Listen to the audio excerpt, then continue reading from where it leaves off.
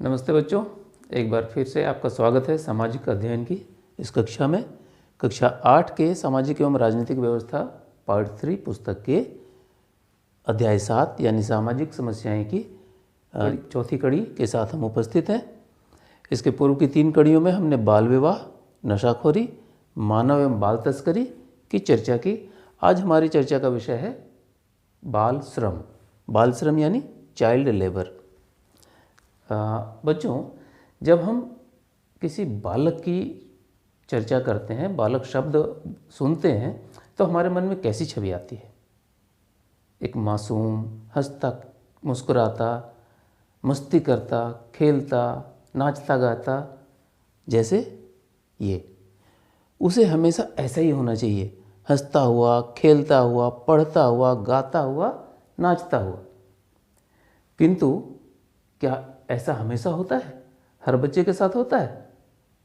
शायद नहीं, क्योंकि तभी तो हमें रोते हुए बच्चे, बोझा ढोते हुए, खेतों खलिहानों में, फैक्ट्री में काम करते हुए, भीख मांगते हुए और इन सारी परिस्थितियों से जूझता हुआ दुखी बच्चा नजर आता है।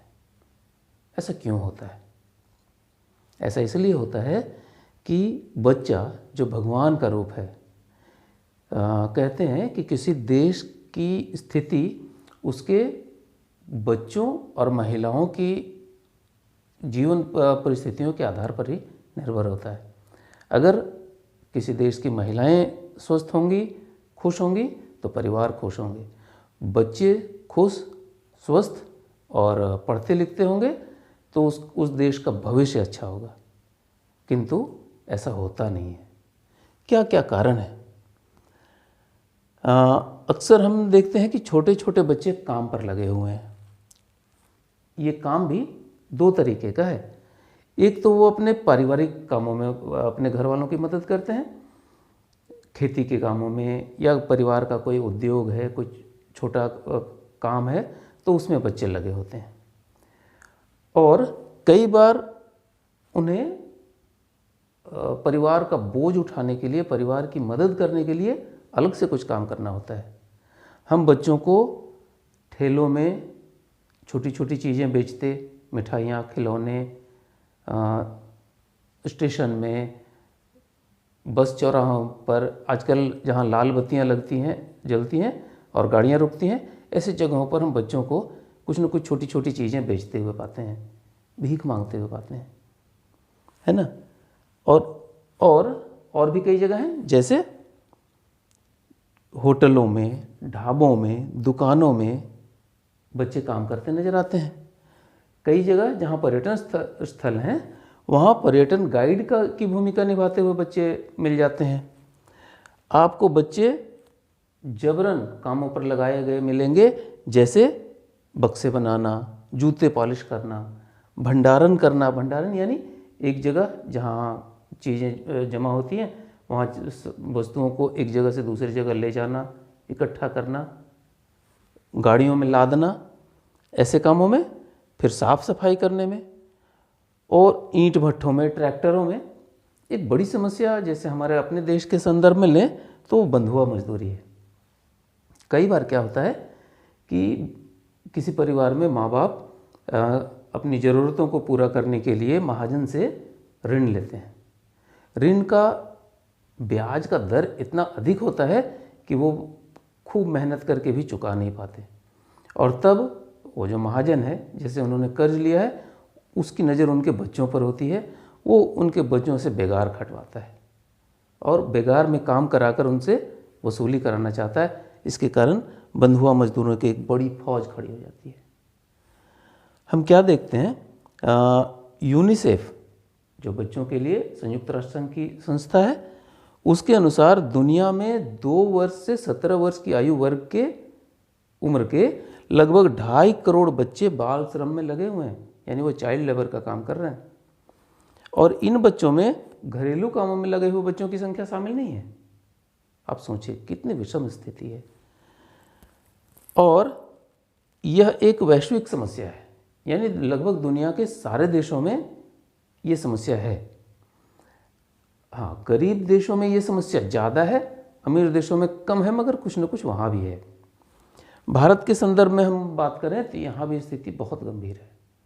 और अपने झारखंड की बात करें आपको यहाँ जो हमारा राज्य इंडस्ट्रियल एरिया है, खेतीबाड़ी भी काफ़ी होती है, तो बच्चे यहाँ पशु पालन करते हुए, पशुचारण करते हुए गोरखिया के रूप में और होटलों आदि में काम करते हुए तो मिल ही जाते हैं।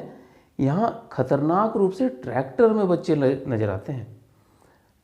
माल ढोने वाली जो ट्रकें हैं उनमें आप बच्चों को पाएंगे कि वहाँ बच्चे माल चढ़ा रहे हैं, उतार रहे हैं, ईंट भट्ठों में, क्रशर्स में और तमाम तरह के ऐसे जो सामान चढ़ाने उतारने वाले काम हैं, ऐसे खतरनाक कामों में बच्चों को लगाया जाता है। अब बच्चों के इस बाल श्रम का कारण क्या है? तो बच्चों के बाल श्रम के प्रमुख कारणों में एक है अत्यधिक जनसंख्या, अशिक्षा और गरीबी। अत्यधिक जनसंख्या कैसे? अत्यधिक जनसंख्या से होता क्या है कि लोगों को रोजगार नहीं मिलता। सारे लोगों को रोजगार नहीं मिलता तो उनकी आजीविका चलाना मुश्किल होती है और तब परिवार के बच्चों को भी काम करके कुछ कमाना पड़ता है।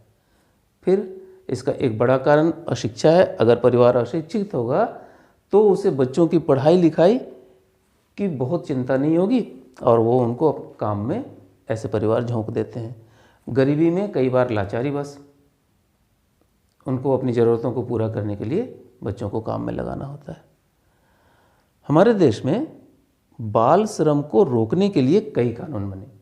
स्वतंत्रता प्राप्ति के बाद से ही हमारे नीति नियंताओं ने विचार किया और संविधान के अनुच्छेद 24 के अनुसार 14 वर्ष से कम उम्र के बच्चों से बाल मजदूरी कराना दंडनीय अपराध है। ठीक है। और अनुच्छेद 21 में यह जोड़ा गया कि 6 से 14 वर्ष के बच्चों के लिए अनिवार्य एवं निःशुल्क शिक्षा उनका मौलिक अधिकार है। अगर एक बच्चा श्रम करता है, बाल श्रम करता है, तो उसके इस मौलिक अधिकार का हनन होता है। तो इसके कारण भी सरकार ने ये व्यवस्था की। इसके अतिरिक्त बाल श्रम अधिनियम निषेध एवं नियमन 1986 हमारे देश में लागू है। इसके प्रावधानों में 14 वर्ष से कम उम्र के बच्चों से होटल, कारखाने, स्टेशन, बंदरगाह, दुकान आदि में काम कराना दंडनीय अपराध घोषित किया गया। इसके साथ ही खतरनाक उद्योगों में बाल मजदूरी कराने के लिए निषेध किया गया। इन खतरनाक उद्योगों में बीड़ी बनाना, सीमेंट उद्योग, पत्थर के उद्योग, कारखाने, ये ऐसी स्थिति जहां बच्चों के स्वास्थ्य और जीवन को खतरा हो, उसमें काम कराने को रोका गया, मना किया गया। इस कानून का तीसरा प्रावधान है कि यदि कोई व्यक्ति बाल मजदूरी कराता है और बाल मजदूरी कराते हुए पकड़ा जाता है तो पहली बार में उसे 3 माह से लेकर 1 वर्ष की सज़ा होगी और या 20,000 रुपये का जुर्माना होगा या फिर दोनों सजाएं एक साथ मिलेंगी, यानी 3 माह से लेकर 1 वर्ष की सज़ा और 20,000 का जुर्माना। यदि वही व्यक्ति यह अपराध फिर से करता है तो उसे दी जाने वाली सज़ा 2 गुनी हो जाएगी, यानी कम से कम 6 माह से लेकर 2 वर्ष की सज़ा और जुर्माने की राशि। तो हमारे देश की सरकार ने इसे बाल श्रम को रोकने के लिए पर्याप्त कदम तो उठाए हैं, किंतु जब तक समाज में जागरूकता नहीं आएगी और माता पिता जागरूक नहीं होंगे, समाज सेवी संस्थाएं आगे नहीं आएंगी और समाज का हर वर्ग इस विषय पर अपनी सक्रिय भूमिका नहीं निभाएगा, तब तक बाल श्रम को रोकना बहुत कठिन होगा। इसलिए इसके लिए बहुत आवश्यक है कि हम समाज के इस अभिशाप के रूप में, जहाँ भगवान रूपी बच्चों से काम कराया जाता है, सोचिए कितना निंदनीय है, उसको रोकने के लिए हर स्तर पर हर संभव प्रयास किए जाने की ज़रूरत है। तो इस कड़ी के साथ हमने सामाजिक समस्याएं इस चैप्टर को आज पूरा किया। उम्मीद है कि 4 कड़ियों की यह श्रृंखला आपको पसंद आई होगी, ज्ञानवर्धक लगी होगी। हमारे साथ जुड़े रहिए और जानकारियाँ प्राप्त करते रहिए। धन्यवाद।